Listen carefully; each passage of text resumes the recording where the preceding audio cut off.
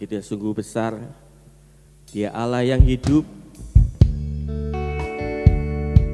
Kita rindu untuk hidup kita dipenuhi oleh Roh Allah yang hidup, Roh Allah yang senantiasa memenuhi hidup kita. Biar urapan Allah turun atas kita, membangkitkan kuasa Tuhan di dalam setiap kehidupan kita. Haleluya.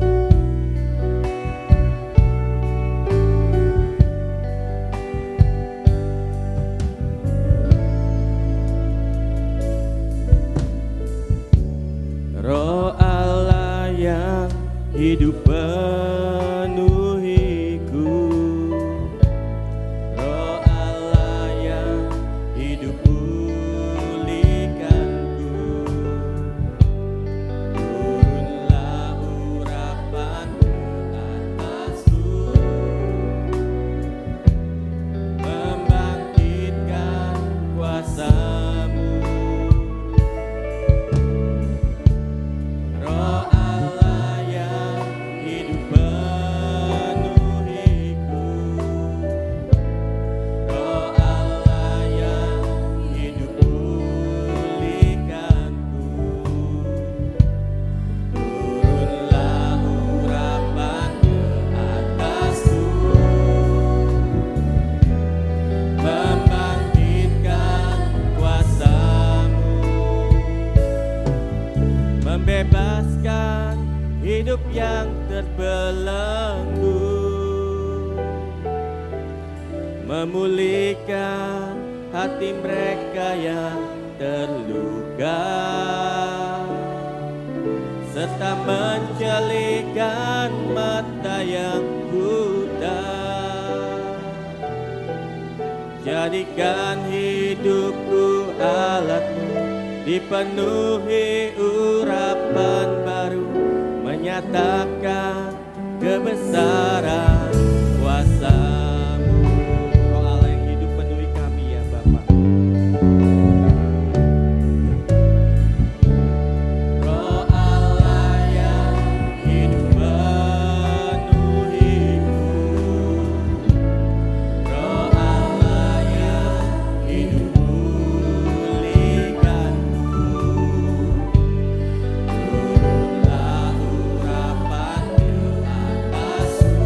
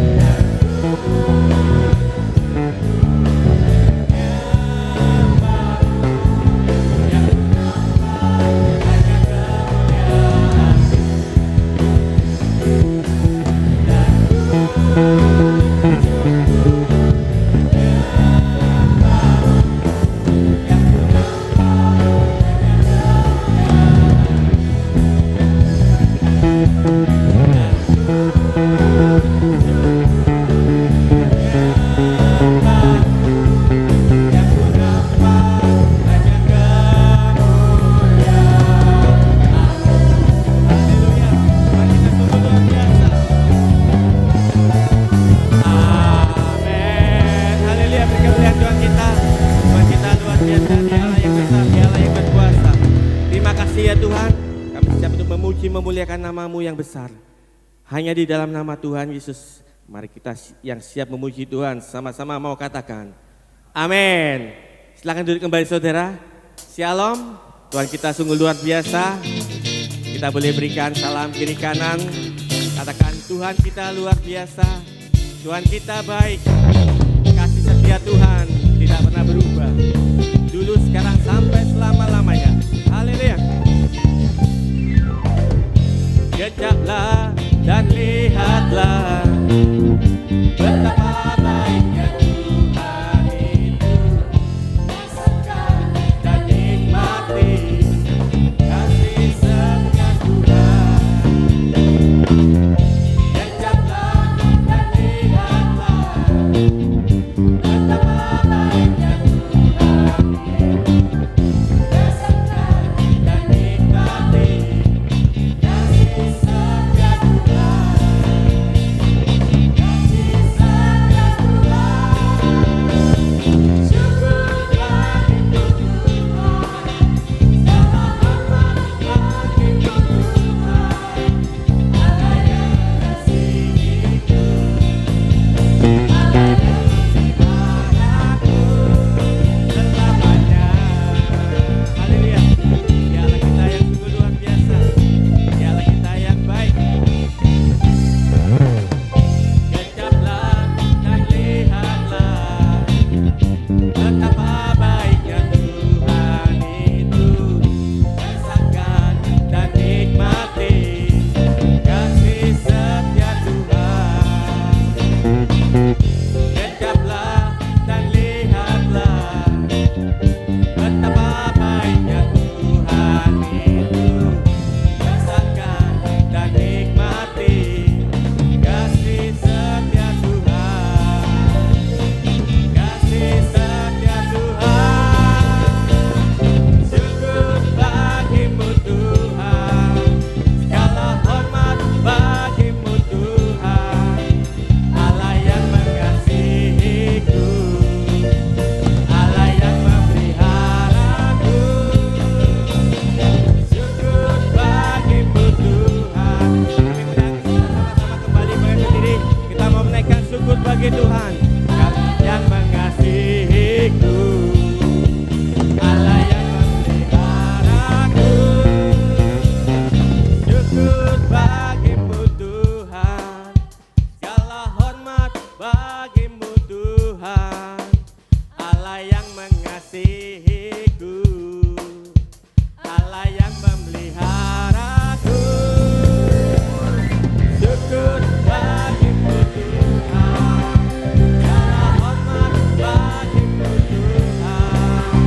Allah yang mengasihiku. Allah yang memeliharaku. Syukur bagimu Tuhan.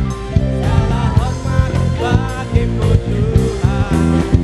Allah yang mengasihiku. Allah yang memeliharaku selamanya.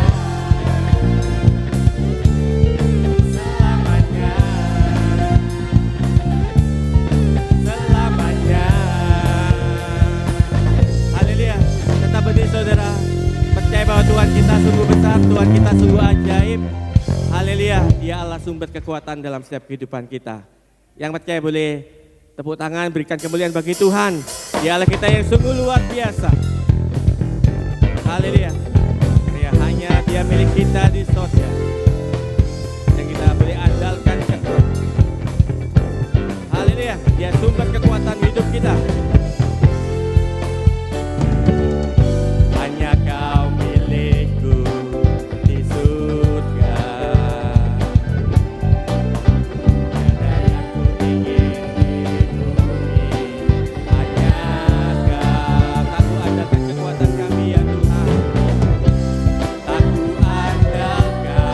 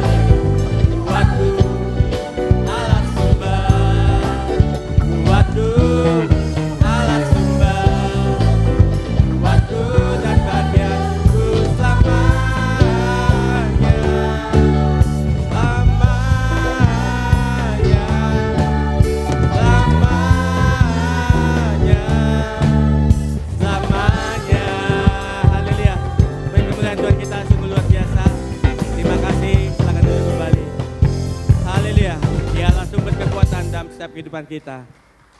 Silakan duduk kembali, terima kasih. Kita mau siapkan hati dan pikiran kita untuk masuk dalam firman Tuhan.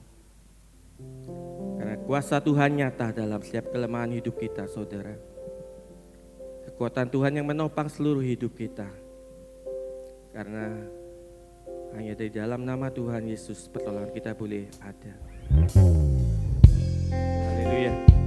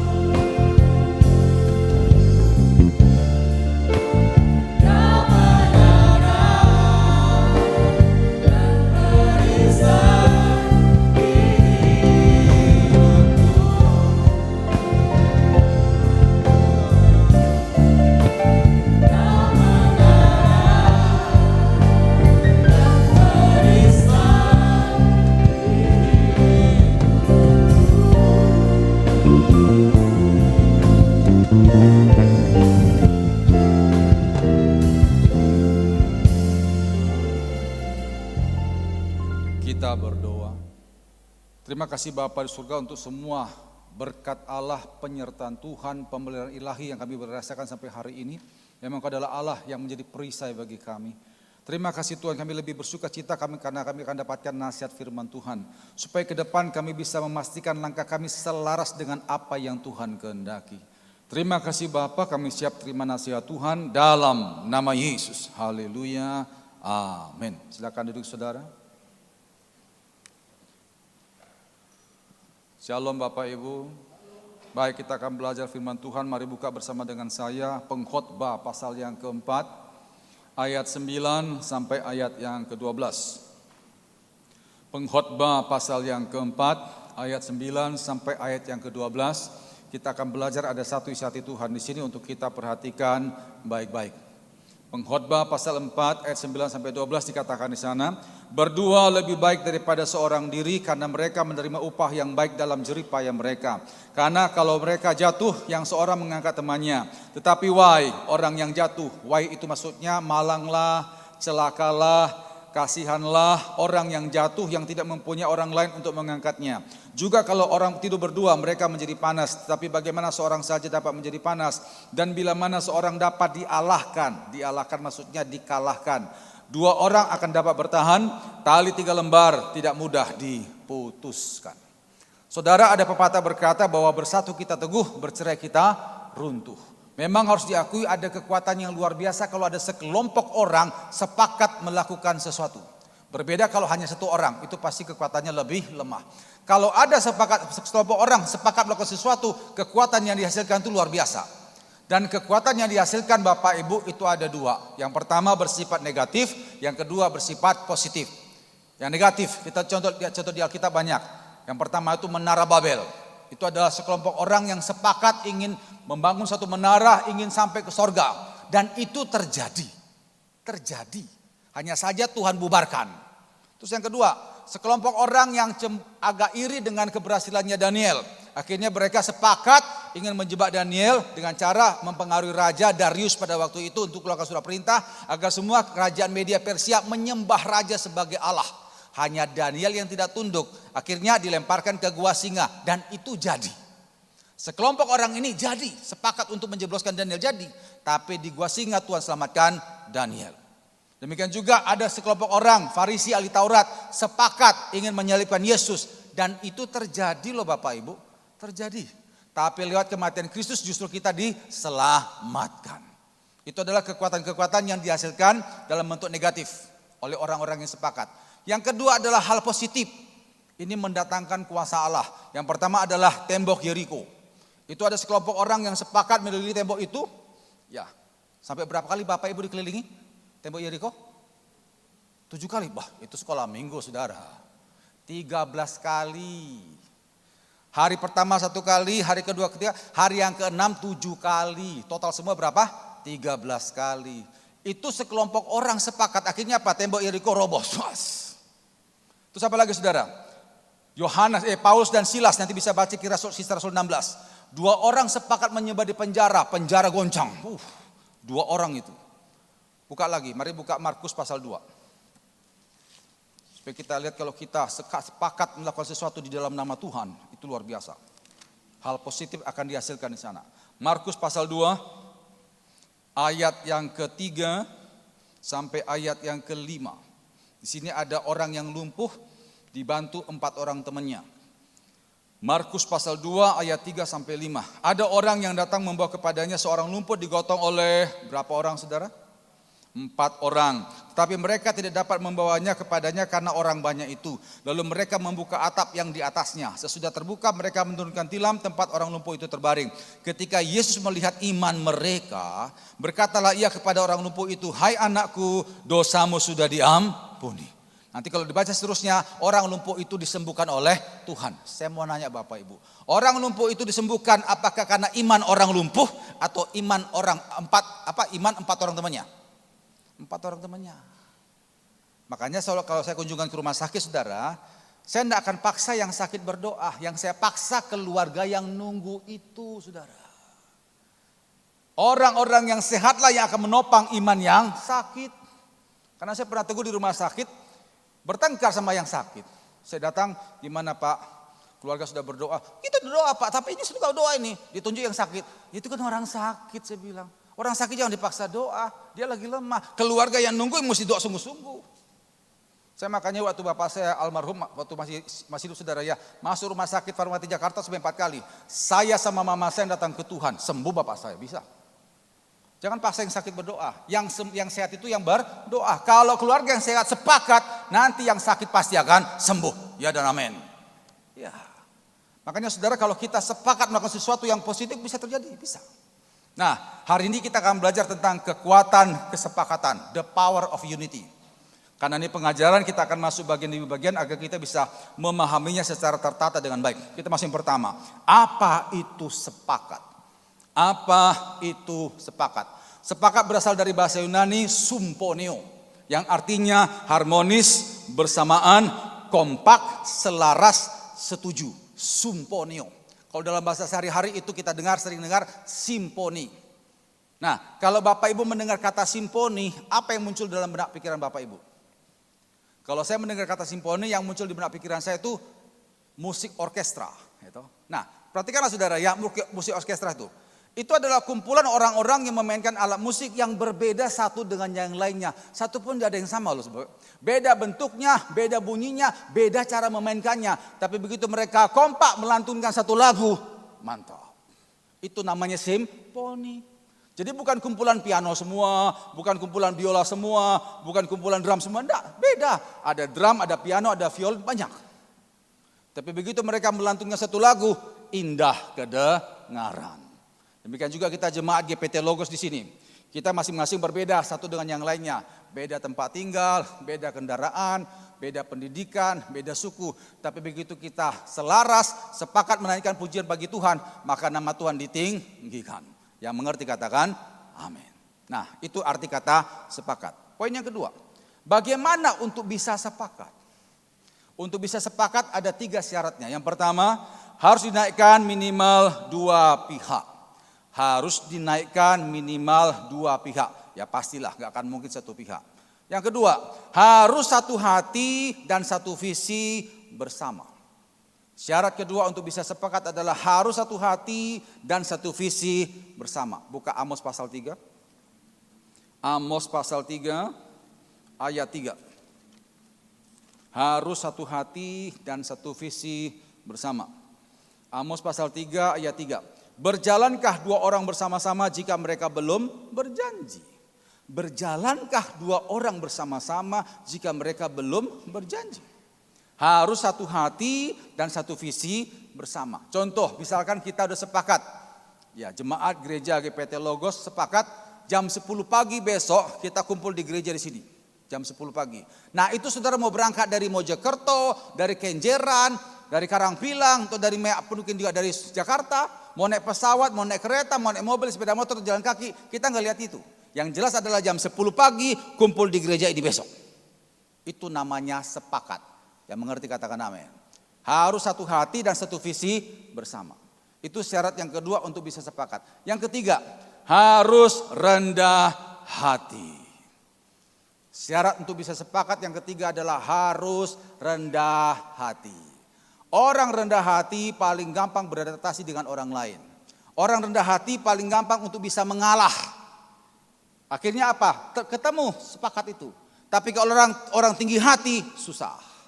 Orang yang sombong tinggi hati cenderung ingin dimengerti. Kamu tuh mesti ngerti saya. Pasti gegeran. Tapi kalau orang rendah hati belajar untuk ngerti orang lain. Orang rendah hati sangat gampang ditemukan sepakat dalam diri orang itu. Makanya untuk bisa sepakat syarat yang ketiga yang harus ada adalah harus rendah hati. Kita masuk poin ketiga. Model kesepakatan. Saya temukan ada 3 model kesepakatan dan 3 model ini powernya luar biasa. Yang pertama, sepakat antara kita dengan Tuhan. Sepakat antara kita pribadi dengan Tuhan. Buka Yohanes 15 ayat 7. Ada 3 model atau 3 macam kesepakatan dan 3-tiganya ini punya hal yang luar biasa. Dampak yang luar biasa. Yang pertama adalah sepakat antara kita pribadi dengan Tuhan. Yohanes 15 ayat yang ke-7. Jikalau kamu tinggal di dalam aku dan firman-Ku tinggal di dalam kamu, mintalah apa saja yang kamu kehendaki dan kamu akan menerimanya. Jikalau kamu tinggal di dalam aku dan firman-Ku tinggal di dalam kamu, mintalah apa saja yang kamu kehendaki dan kamu akan menerimanya. Kalau kita sepakat dengan Tuhan, seia dengan firman Tuhan, sejalan dengan firman Tuhan, apa yang Tuhan pikirkan dalam firman-Nya kita lakukan. Orang seperti itu kalau dia berdoa pasti dikasih. Ini yang pertama, sepakat antara kita dengan Tuhan. Yang kedua, sepakat antara kita dengan pasangan kita. Ini pun juga hasilnya luar biasa. Buka Matius 18. Matius pasal 18 ayat 19. Kita akan banyak buka ayat pagi hari ini pengajaran. Matius pasal 18 ayat 19.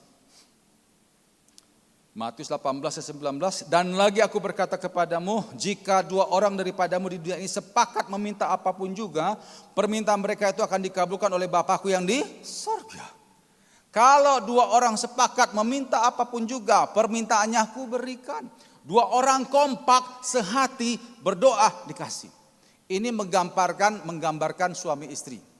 Kalau suami istri kompak, rukun, apapun yang diminta, dikasih. Luar biasa saudara. Itu yang kedua, sepakat antara kita dengan pasangan kita. Yang ketiga adalah sepakat antara kita dengan jemaat Tuhan. Nah ini kumpulan orang banyak. Buka Kisah Rasul 12. Kisah Rasul 12 ayat 5. Kisah Rasul 12 ayat yang kelima. Ini jemaat waktu itu mendoakan Petrus yang ditangkap, ya, masuk penjara. Kisah Rasul 12 ayat kelima. Demikianlah Petrus ditahan di dalam penjara, tetapi jemaat dengan tekun mendoakannya kepada Allah. Jemaat situ Bapak Ibu kumpulan banyak orang. Jadi mereka tekun sepakat mendoakan Petrus itu ke dalam tangan Tuhan. Dan apa yang terjadi? Ayat yang ke-7 perhatikan. Kisah Rasul 12 ayat 7. Tiba-tiba berdirilah seorang malaikat Tuhan dekat Petrus dan cahaya bersinar dalam ruangan itu. Malaikat itu menepu Petrus untuk membangunkannya, katanya, bangunlah segera. Maka gugurlah rantai itu dari tangan Petrus. Akhirnya Petrus diselamatkan Tuhan dengan cara yang luar biasa supranatural. Saya mau nanya saudara, Petrus diselamatkan apakah karena iman Petrus atau iman jemaat? Bapak Ibu. Hah?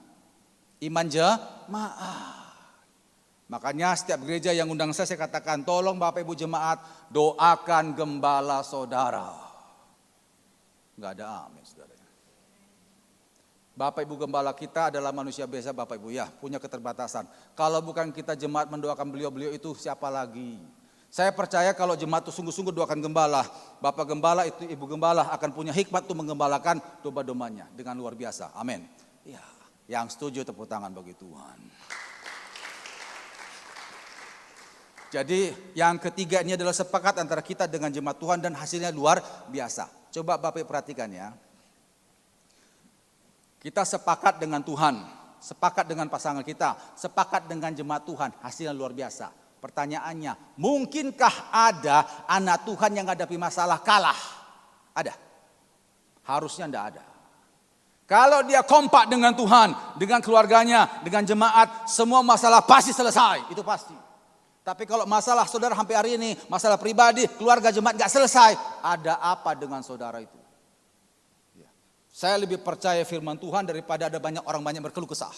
Firman Allah ya dan amin. Amin? Iya. Saya percaya, makanya betul label firman Tuhan berkata kita adalah orang yang lebih daripada pemenang. Karena kuasa Allah tergenapi dalam hidup kita.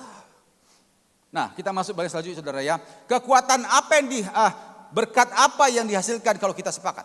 Saya temukan ada 3 berkat besar kuasa Allah yang dihasilkan kalau kita sepakat. Yang pertama buka Mazmur 133. Mazmur 133 ayat 1-3. Ada 3 berkat besar kalau kita mau kompak, sepakat. Baik kita dengan Tuhan, dengan pasangan kita, dan dengan jemaat Tuhan. Yang pertama, Mazmur 133 ayat 1-3. Sungguh alangkah baiknya dan indahnya apabila saudara diam bersama dengan, apa saudara?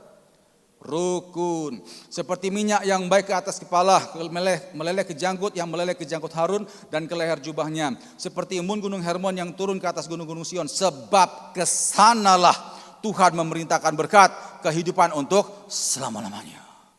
Kalau kita rukun, kompak, sepakat, Tuhan perintahkan berkat yang untuk datang. Bukan kita yang cari berkat Bapak Ibu. Berkat datang sendiri. Memang kita kerja, tapi apa yang kita kerjakan gampang menghasilkan berkat. Saya pernah ngurapi ada pabrik di daerah Kletek. Baja saudara ya, si baja. Kebetulan Bapak itu baru buka tempat itu untuk jadi gudangnya lah. Habis diurapi, acara remah tamah, terus yang ownernya kesaksian. Jadi bilang, Pak Nason, saya ini sampai hari ini bisa punya 2 pabrik baja, itu semua karena Tuhan. Kalau karena saya itu enggak mungkin. Saya pikir Bapak ini mau merendah, ternyata enggak. Saya nih Pak Nason, saya hanya lulusan SMP, kaget saya. Itu pun enggak lulus, berapa kali ulang akhirnya bisa lulus. SMA kuliah enggak ada. Dia ownernya saudara, tapi di bawahnya dia anak buahnya banyak dokter lulusan Amerika, banyak. Supaya saya tanya, loh Bapak aku bisa sampai seperti ini diberkati? Ya, saya Pak dulu awalnya bukan besi-besian jualannya, tapi jual tahu keliling. Ya.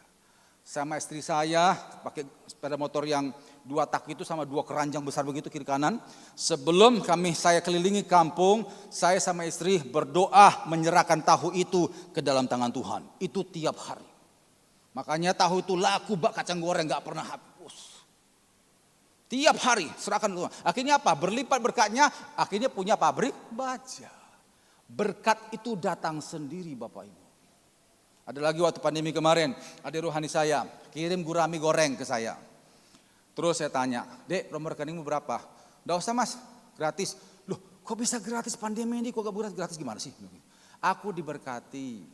Oh ya cerita deh. Begitu. Ini masih by phone saudara ya. Rupanya kan kemarin pandemi itu masa susah saudara ya, suaminya itu di PHK, ya semua seperti itulah. Tapi yang luar biasa suami istri ndak gegeran, ndak berkata, Mas kamu cari kerja kenapa? Ndak, istrinya ngerti susah cari kerja. Bukannya suami malas, ndak, akhirnya di rumah saja. Dan akhirnya apa? Mereka doa Tuhan, gimana kami itu bisa mencukupi anak-anak sekolah Tuhan. Akhirnya mereka dapat hikmat, mulailah istri ini saudara memasaklah apa yang bisa masaknya. Jadi ada 2 menu waktu dia jalankan, ayam goreng sama gurami goreng. Dan itu laku bak kacang goreng. Kenapa? Karena sebelum masak 2 orang suami istri ini berdoa menyerahkan masakan mereka ke dalam tangan Tuhan. Baru dasar saudara. Sampai akhirnya berlebih. Nah saking lebihnya dikirimlah saya 1 gratis Bapak Ibu. Iya. Ada beberapa kata juga Mbak Tuhan dikasih gratis. Kenapa? Diberkati luar biasa. Karena suami istri kompak, enggak gegeran. Makanya betul firman Tuhan katakan, kalau kita rukun, Tuhan perintahkan berkat itu datang. Itu pertama yang kita dapatkan kalau kita kompak, kita sepakat berkat itu yang datang. Yang kedua, urapan kuasa doa jadi berlipat. Urapan kuasa doa jadi berlipat. Buka Ulangan 32 ayat 30. Ulangan 32 ayat 30. Ulangan 32 ayat 30. Apa dampak kalau kita kompak atau sepakat?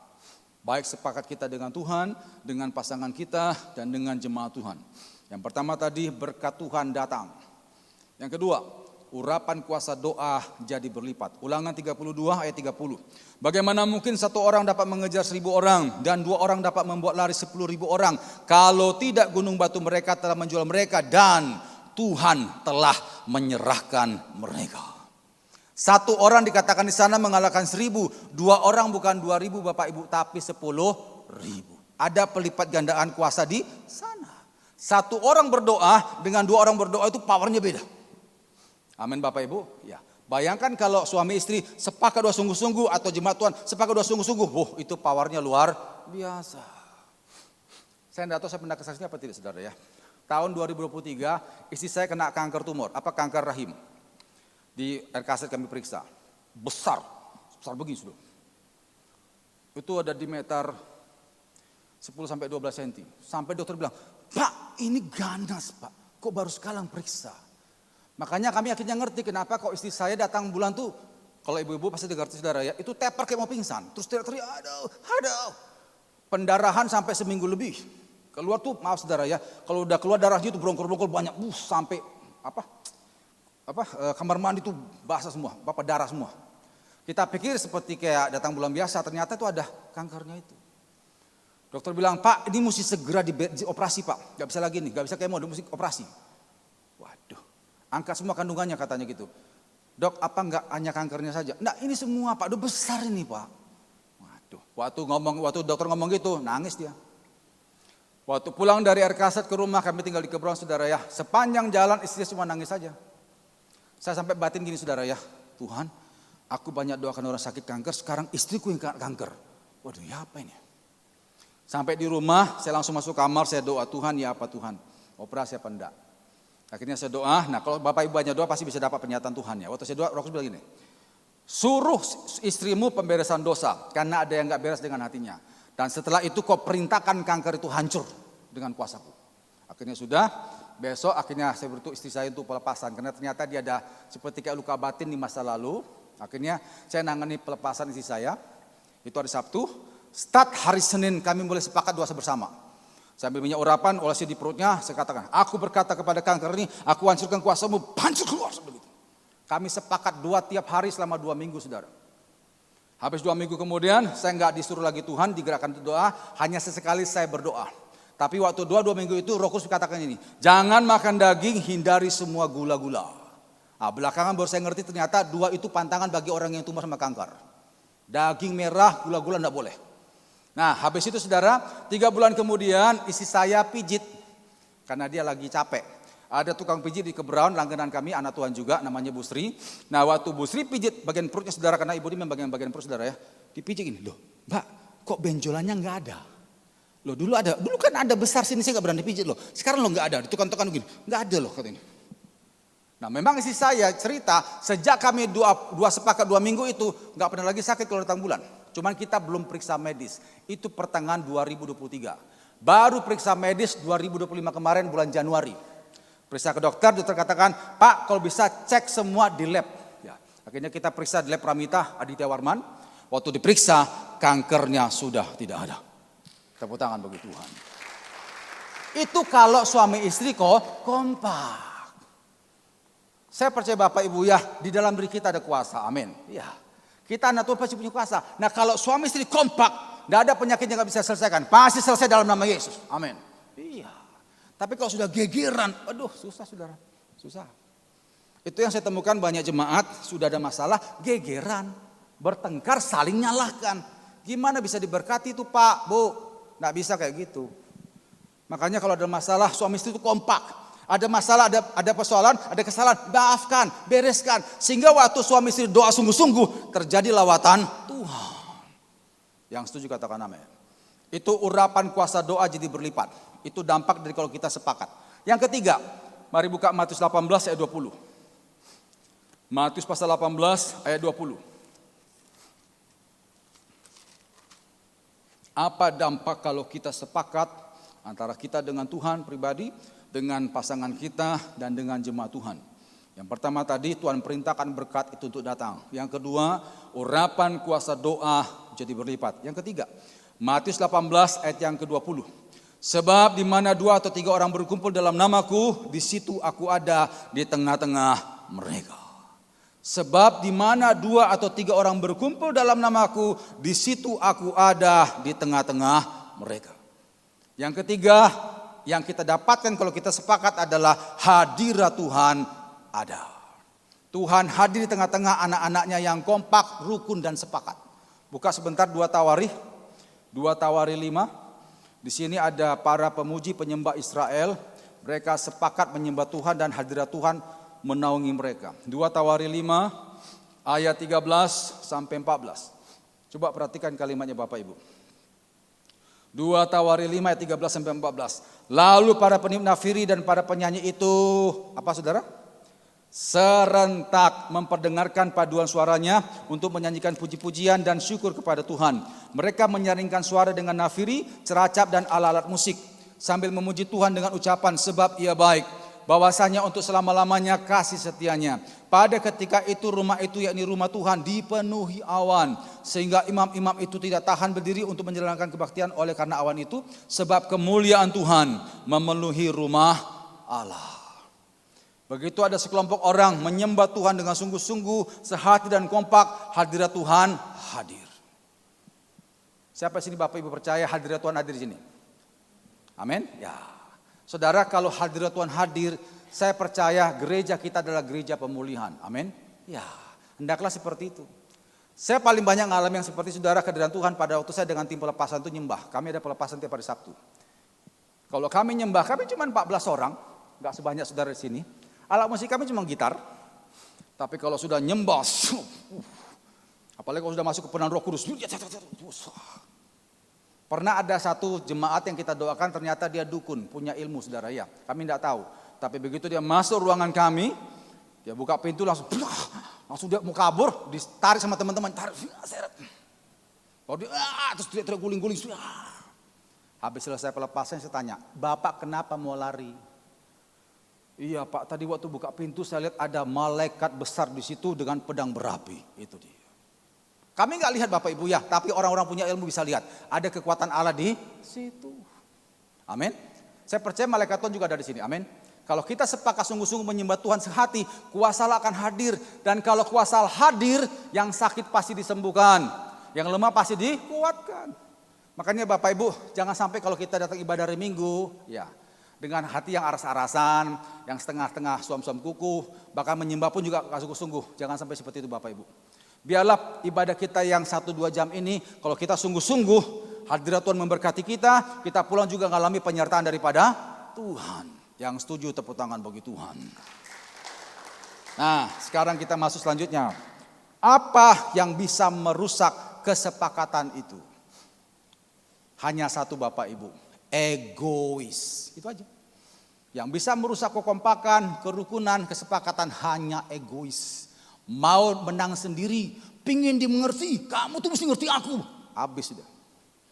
Saudara saya mau beritahu, ayat-ayat yang hebat yang kita baca tadi, iblis tahu. Iblis tahu kalau anak Tuhan kompak, dia dengan Tuhan, keluarganya, jemaat Tuhan, gak akan bisa dikalahkan, gak bisa. Makanya ditebarkan roh egois, ya. Curiga, pokoknya hal-hal yang saking supaya bisa bertengkar satu dengan yang lainnya. Kalau sudah ada egois, cemburu, curiga, iri hati, gampang dihancurkan. Buka Yosua pasal 7. Yosua pasal 7. Iblis tahu kalau anak Tuhan itu kompak, tidak akan bisa dikalahkan. Makanya ditebarkan egois, iri hati, curiga, negatif thinking. Yosua pasal 7 ayat 1. Kalau saudara nanti baca pada pasal sebelumnya, itu Israel mengalami kemenangan luar biasa menghadapi Yeriko. Ya. Tapi begitu menang menghadapi Yeriko, bangsa Israel menghadapi satu lagi bangsa namanya bangsa Ai. Nah bangsa Ai ini adalah bangsa yang sedikit jumlahnya, nggak setangguh Yeriko. Tapi yang parahnya Israel banyak terbunuh oleh bangsa yang kecil ini. Kenapa? Karena ada seorang dari timnya Yosua yang egois. Saya bacakan Yosua pasal 7 ayat 1. Tetapi orang Israel berubah setia dengan mengambil barang-barang yang dikhususkan itu. Ya karena Akan bin Karmi bin Zabdi bin Zerah dari suku Yehuda mengambil sesuatu dari barang-barang yang dikhususkan itu. Lalu bangkitlah murka Tuhan terhadap orang Israel. Ya. Jadi Tuhan katakan kepada Yosua pada pasal yang ke-6. Yosua, nanti kalau engkau sudah mengalahkan Yeriko, barang-barang yang indah seperti emas, baju-baju indah, itu untuk aku. Itulah barang-barang yang dikhususkan. Jangan kasih yang lain. Ternyata apa? Begitu sudah direbut tuh barang-barang begitu, akan mengambil barang-barang itu. Mikirin diri sendiri, gak mikirin teman-temannya. Sehingga waktu bangsa Israel perang menghadapi bangsa Ai, banyak yang terbunuh di pasukan Israel. Nah sekolah baca tadi, Bapak baca pada pasal 7, Yosua sampai koyakan bajunya. Tuhan kenapa kami kalah Tuhan? Pasukanku banyak terbunuh. Akhirnya Tuhan katakan, itu ada pengkhianat di timmu itu. Ada pengkhianat di timmu. Akhirnya terbongkarlah si Akan saudara ya. Dan akhirnya akan dibunuh, dibasmi. Karena memang hukum pada waktu itu berlaku seperti itu. Akan semua keluarganya dirajam batu semua habis. Dan begitu mereka kembali perang, bangsa Ai bisa dihancurkan oleh bangsa Israel. Ini gara-gara apa? Egois, mikirin diri sendiri. Suami yang egois, istri yang egois, jemaat yang egois, habislah. Ya, makanya saudara saya berharap kita semua di sini adalah orang-orang yang tidak egois, tapi yang rendah hati. Amin. Kita adalah suami yang rendah hati, istri yang rendah hati, jemaat yang rendah hati, hamba Tuhan yang juga rendah hati. Kalau kita rendah hati, gampang untuk ditemukan kata sepakat. Tapi kalau sudah egois, bubar sudah. Nah sekarang kita masuk yang terakhir. Pak, bagaimana kalau kita ngadapi yang egois ini? Saya sih mau ngerti, saya mau sepakat tapi suami saya kok susah. Saya sih mau sepakat Pak, tapi istri saya kok susah. Saya mau sepakat Pak, tapi tim gereja saya kok susah. Bagaimana sikap saya? Sikap kita hanya satu Bapak Ibu, tatkala pasangan kita, tim kita nggak sepakat dengan kita, pastikan engkau sepakat dengan Tuhan. Amin ya. Sepakat tadi kan ada 3 Bapak Ibu ya. Sepakat kita dengan Tuhan, sepakat dengan pasangan kita, sepakat dengan jemaat Tuhan. Kalaulah kesepakatan kita dengan pasangan kita, dengan jemaat Tuhan kita nggak dapatkan, pastikan saudara sepakat dengan Tuhan. Maka nanti pasanganmu dan jemaat Tuhan yang berseberangan dengan engkau akan berurusan dengan Tuhan. Contoh seperti Yosua tadi. Yosua cari Tuhan. Akhirnya apa? Ketemu. Contoh yang kedua, mari buka 1 Samuel 30. 1 Samuel 30, di sini ada satu kisah yang bagus bagaimana Daud menghadapi pasukannya yang hendak membunuh dia. Semula pasukannya kompak dengan dia, tapi karena anak-anak mereka, istri mereka diculik oleh bangsa Amalek, akhirnya pasukan Israel berbalik arah hendak membunuh Daud. Nah ini 1 Samuel 30 ayat yang keempat sampai ayat yang keenam. Lalu menangislah Daud dan rakyat bersama-sama dengan dia itu dengan nyaring sampai mereka tidak kuat lagi menangis. Juga kedua istri Daud ditawan, ya ini Ahinoam perempuan Yizril dan Abigail bekas istri Nabal orang Karmel itu. Dan Daud sangat terjepit, perhatikan Bapak Ibu. Karena rakyat mengatakan hendak melempari dia dengan batu. Seluruh rakyat itu telah pedih hati masing-masing karena anaknya laki-laki dan perempuan. Ayat yang terakhir pada ayat yang ke-6, tetapi Daud menguatkan kepercayaannya kepada Tuhan Allahnya. Itu dia. Pada waktu orang yang selama ini kompak dengan Daud, berseberangan ingin membunuh Daud, Daud menguatkan iman kepercayaannya kepada Tuhan Allahnya. Gitu. Saya pernah saudara ya terima telepon, waktu saya masih piket di Manyar itu, ada seorang ibu telepon nangis-nangis. Ternyata suaminya sudah terang-terangan membawa gendaan ke rumah.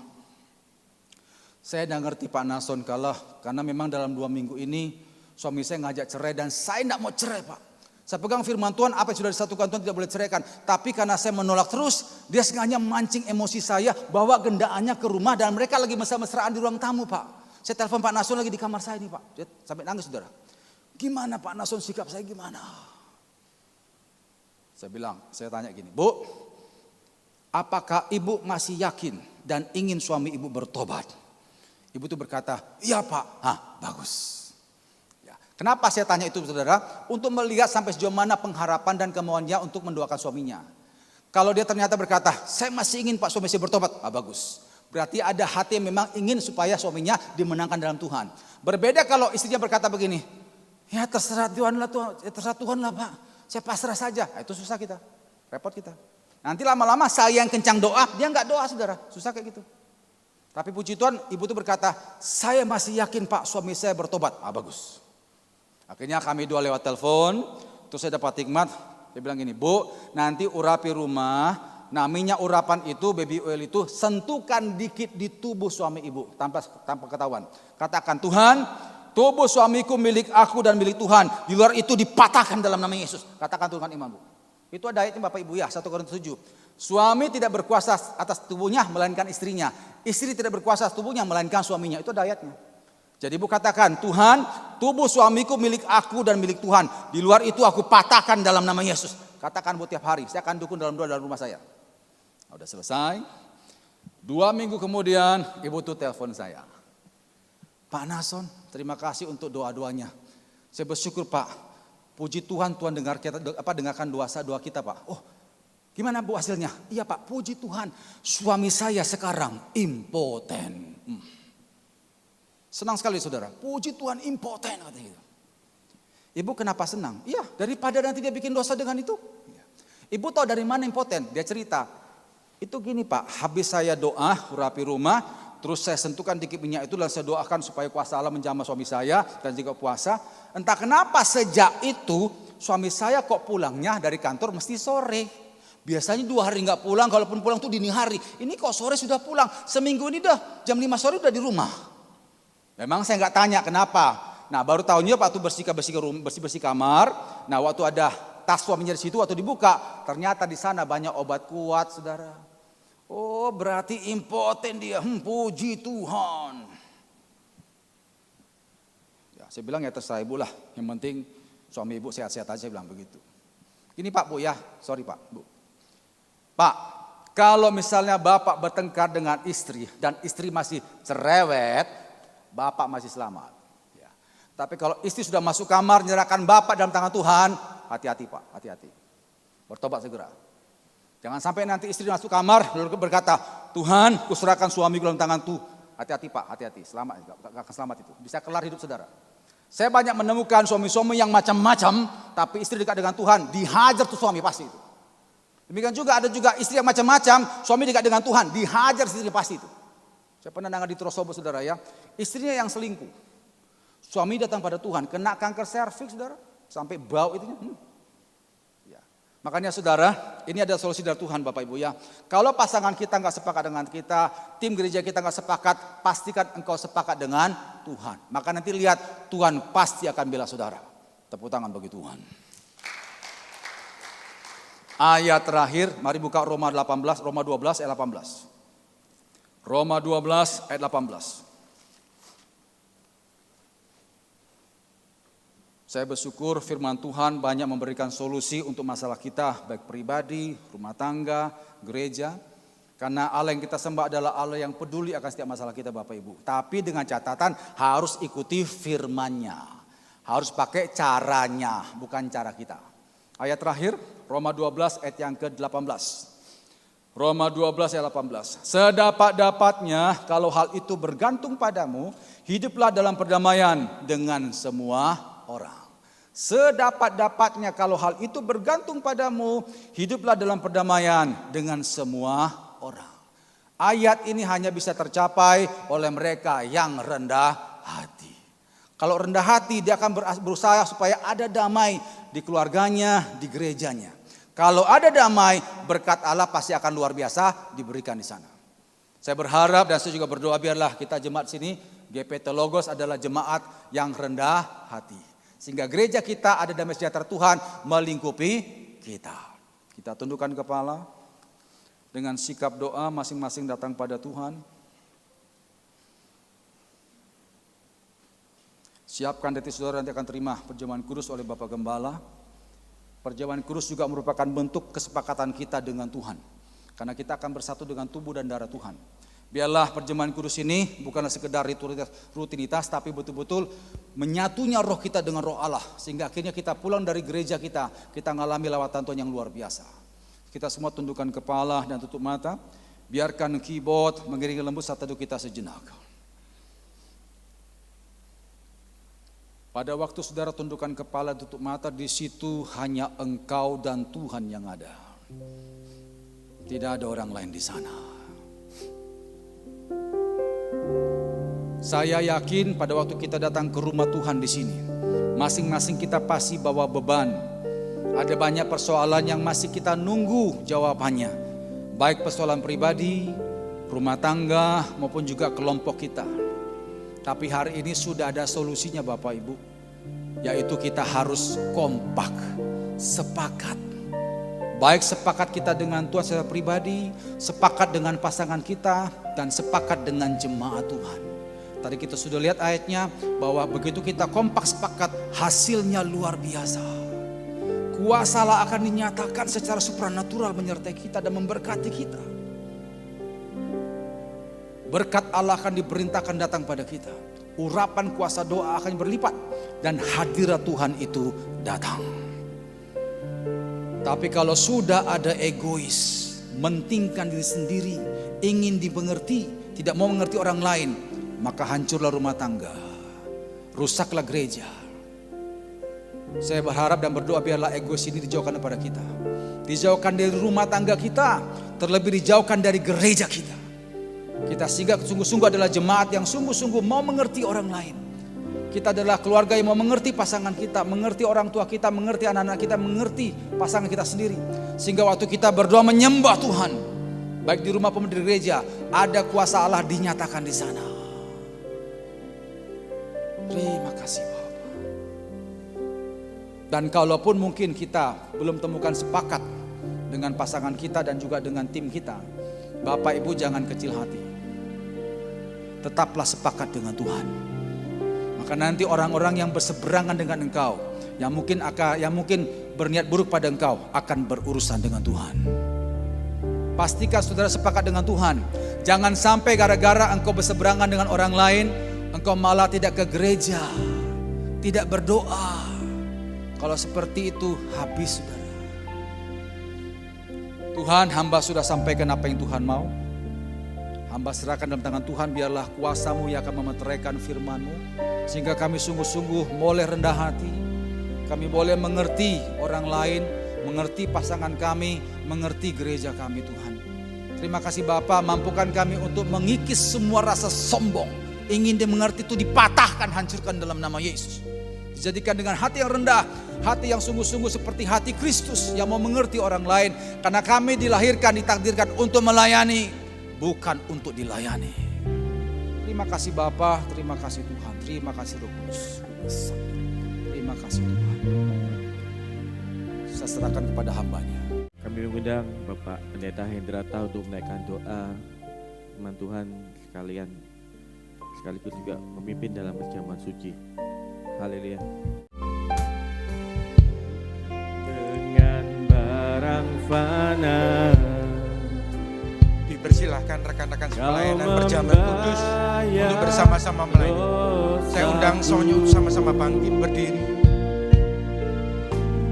Dengan darah yang mahal, tiada noda dan jelas, bukan dengan emas perak, kau menebus diriku oleh segenap kasih dan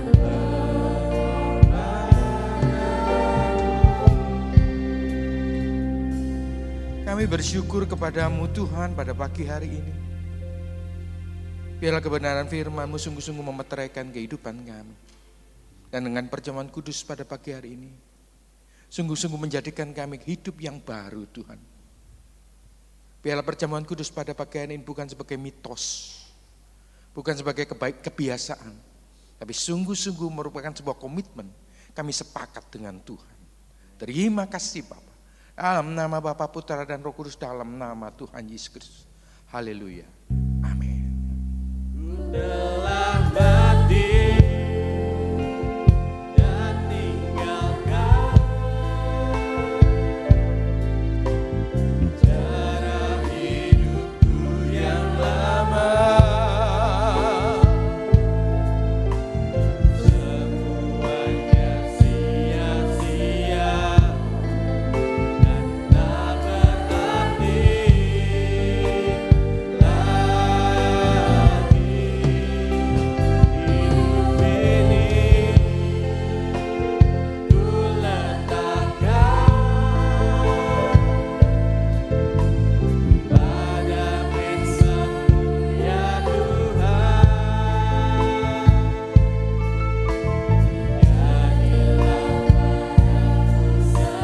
ingini.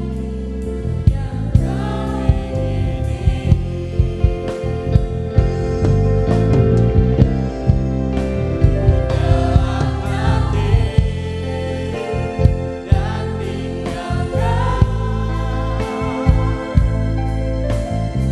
cara hidupku yang lama. Semuanya sia-sia tak berarti lagi. Hidup ini ku letakkan pada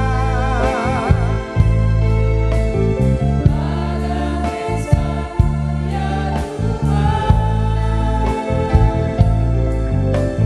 Jadilah padaku seperti yang Kau ingini. Sidang jemaat yang dikasihi Tuhan pada pagi hari ini. Saya berharap setelah kita mendengar kebenaran firman Tuhan yang diajarkan pada pagi hari ini, sungguh-sungguh jangan ada seorang pun yang melewatkan perjamuan kudus pada pagi hari ini. Saya undang semuanya untuk sama-sama bangkit berdiri. Pegang roti di tangan kanan dan anggur di tangan kiri. Yang kita pegang lagi bukan roti dan anggur, tetapi tubuh dan darah Kristus. Kita angkat tubuh Kristus di atas kepala. Sidang jemaat yang dikasihi Tuhan. Sebab apa yang telah kuteruskan kepadamu telah aku terima dari Tuhan. Yaitu bahwa Tuhan Yesus pada malam waktu ia diserahkan mengambil roti. Dan sesudah itu ia mengucap syukur atasnya, ia memecah-mecahkannya dan berkata, inilah tubuhku yang diserahkan bagi kamu. Berbuatlah ini menjadi peringatan akan aku. Bukankah roti yang kita pecah-pecahkannya adalah persekutuan dengan tubuh Kristus? Amin. Mari kita makan bersama-sama dalam nama Tuhan Yesus Kristus.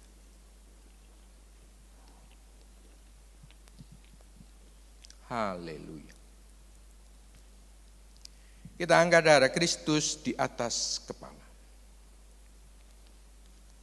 Demikian juga ia mengambil cawan sesudah makan lalu berkata, cawan ini adalah perjanjian baru yang dibenteraikan oleh darahku. Berbuatlah ini setiap kali kamu meminumnya menjadi peringatan akan aku. Bukankah cawan pengucapan syukur yang atasnya kita ucapkan syukur adalah persekutuan dengan darah Kristus? Amin. Mari kita minum bersama-sama dalam nama Tuhan Yesus Kristus. Haleluya. Sebab setiap kali kamu makan roti ini dan minum cawan ini, kamu memberitakan kematian Tuhan sampai ia datang. Kami mengucap syukur kepadamu Tuhan. Kalau disampai pada minggu yang pertama di bulan Juli ini, Tuhan masih memberi kesempatan untuk kami menikmati tubuh dan darah. Ajari kami Tuhan, melewati hari-hari yang Tuhan berikan.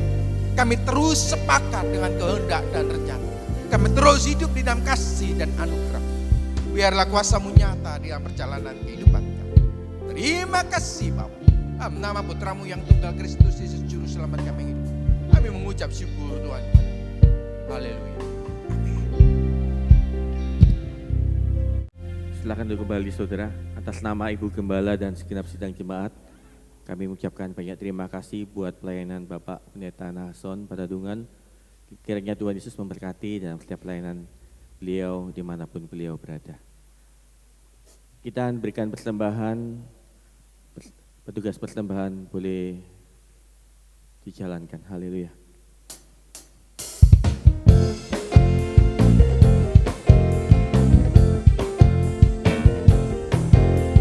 Haleluya. Biarlah kita sungguh luar biasa.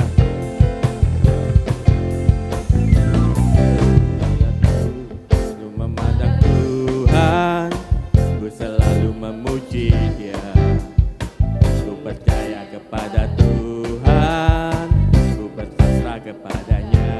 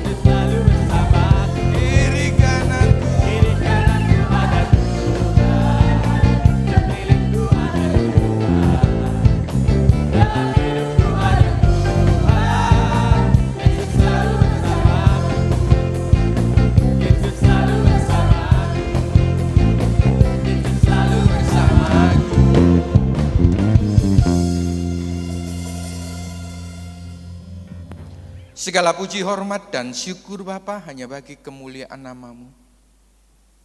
Terima kasih Tuhan atas pimpinan-Mu dalam acara ibadah pada pagi hari ini. Terima kasih Tuhan atas cuaca yang terang yang Tuhan berikan kepada kami. Terima kasih Tuhan atas kekuatan dan kesehatan yang Tuhan berikan sehingga kami dapat bersama-sama berkumpul, beribadah, memuji dan memuliakan nama-Mu. Terima kasih Tuhan atas pimpinan-Mu dalam acara ibadah pada pagi hari mulai dari awal sampai selesainya.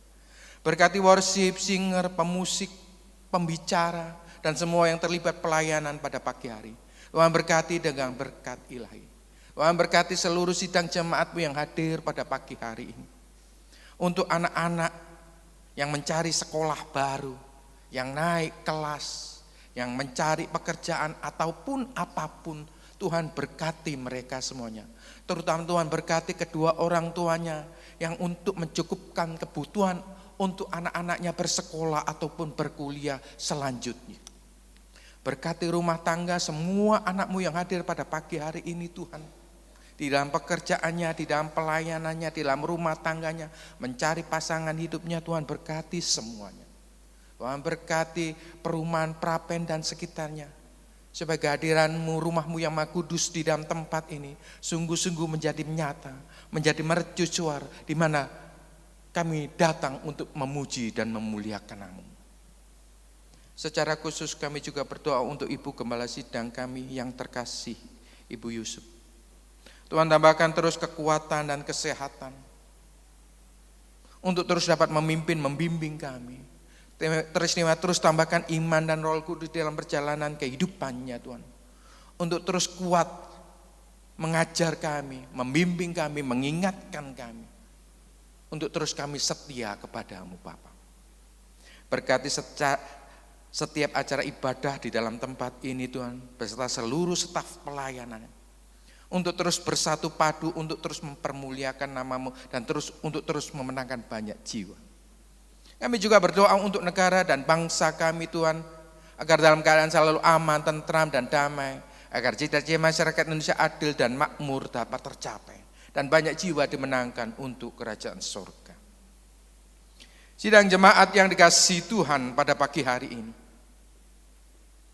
apapun yang kita bawa sampai pada hari ini, apapun yang terjadi di dalam perjalanan kehidupan kita sampai pada pagi hari ini, mari kita bersama-sama mengangkat tangan kita untuk semua masalah kehidupan yang melilit, yang membelit.